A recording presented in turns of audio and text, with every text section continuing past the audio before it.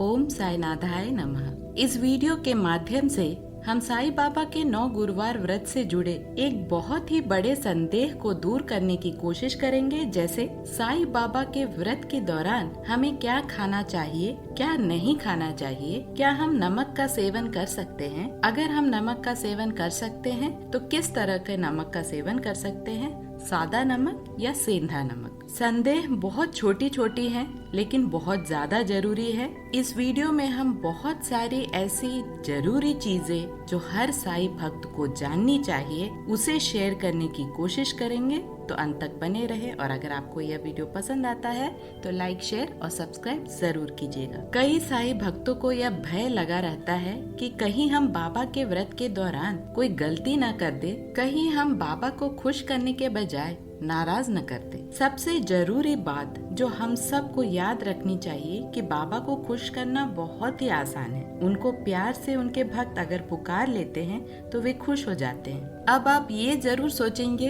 कि अगर बाबा इतनी आसानी से खुश हो जाते हैं तो ये व्रत और पूजा क्यों करें? इसका आसान समाधान यही है कि हम साधारण मनुष्य हैं, इसलिए एकाग्रचित होकर भगवान के आराधना करना बहुत ही मुश्किल होता है। हमारे मन में कई सारी सांसारिक उलझने डेरा लगाए बैठी हुई रहती हैं। इससे हम ईश्वर की आराधना आसानी से नहीं कर पाते। पूरी श्रद्धा से भगवान की पूजा करने के लिए व्रत एक माध्यम बनता है। हम सब में एक डिसिप्लिन, अनुशासन और भय पैदा करता है। जब हम व्रत करते हैं, हम भगवान को याद कर, उन्हें पूजा कर, उनकी टाइम टाइम पर आरती करते हैं, नैवेद्य अर्पण करते हैं। व्रत एक ऐसा पावरफुल साधन है जिससे हम एक रूटीन में बंध जाते हैं और भगवान की आराधना भी श्रद्धा पूर्वक और अनुशासन से करते हैं। ये एक विन विन सिचुएशन है जहाँ भगवान भी खुश और भक्तों को भी यह खुशी होती है कि हम व्रत को पूरी श्रद्धा से निभा रहे हैं। साईं बाबा एक बहुत ही सरल सद्गुरु के रूप से जाने जाते हैं। उनका 9 गुरुवार का व्रत कलयुग का सबसे आसान और सबसे फलदायी व्रत माना गया है। अगर आप साईं बाबा के 9 गुरुवार व्रत के बारे में पूरी जानकारी चाहते हैं तो आपको उसका लिंक डिस्क्रिप्शन बॉक्स और आई बटन में मिल जाएगा। इस वीडियो में हम साईं बाबा के 9 गुरुवार व्रत के दौरान क्या खाना चाहिए और क्या नहीं खाना चाहिए उसके बारे में चर्चा करेंगे। साईं बाबा के 9 गुरुवार व्रत में हम 2 तरह के संकल्प यानी भगवान से वादा या कह लीजिए प्रॉमिस करते हैं कि हम फलाहार वाला साईं बाबा का व्रत करेंगे, नहीं तो अनाज वाला साईं बाबा का व्रत करेंगे। यहाँ पर फलाहार वाला साईं बाबा व्रत में आप दूध, मेवा, फल, साबूदाना, आलू, लौकी और कूटू के आटे से बने व्यंजन का सेवन कर सकते हैं। जो लोग कूटू के आटे के बारे में नहीं जानते उसे बता दे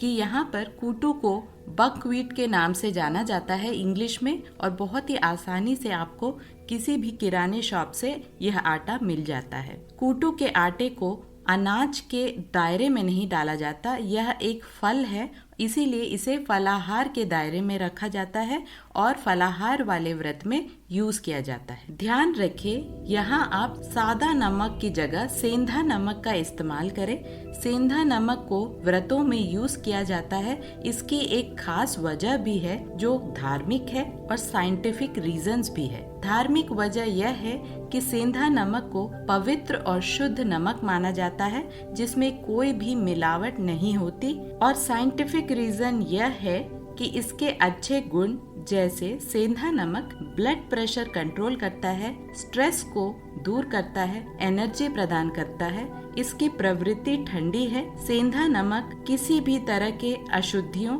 और रसायन से वंचित होता है, इसीलिए इसे व्रत के दौरान यूज किया जाता है। व्रत के दौरान सेंधा नमक के सेवन से शरीर में शक्ति बनी रहती है और स्ट्रेस भी कम होता है। जब हम व्रत करें, चाहे वह साईं बाबा का हो या किसी भी देवी देवता का, अगर आप सेंधा नमक का सेवन करते हैं तो यह आपके लिए बहुत ही फायदेमंद होता है। अब जानते हैं अनाज वाले साईं बाबा के व्रत में क्या खाना चाहिए। यहाँ भक्तों को पूजा के बाद मूंग दाल की खिचड़ी, बेसन से बने लड्डू, बूंदी से बने लड्डू, चावल, सादा दाल, रोटी का भोजन करना चाहिए। कुछ भी जो अनाज से बने हों और सात्विक हो। सात्विक यानी शुद्धता से बने हो, स्नान करने के बाद बनाए गए हो, जिसमें सादगी भरी हो और ज्यादा मसाले न डले हो। याद रखे, बाबा ने कभी कोई गाइडलाइंस, रूल्स और नियम नहीं बनाए थे कि व्रत में ऐसा खाना चाहिए या ये नहीं खाना चाहिए। ये